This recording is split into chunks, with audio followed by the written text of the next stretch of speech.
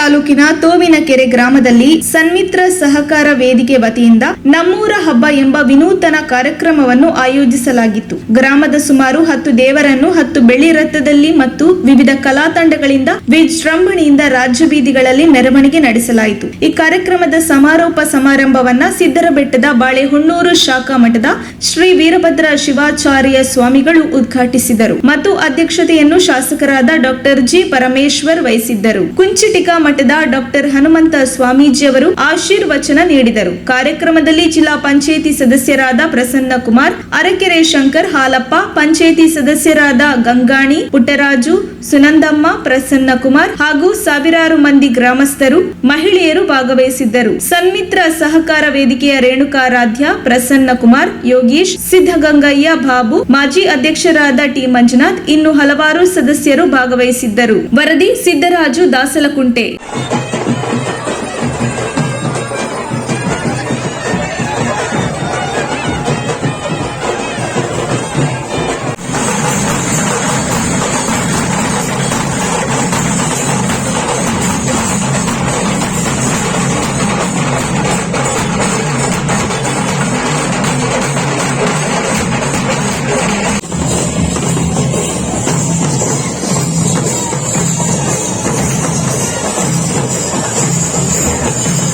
ಜನತೆ ನನ್ನನ್ನ 2 ಬಾರಿ ಆರಿಸಿದ್ದಾರೆ.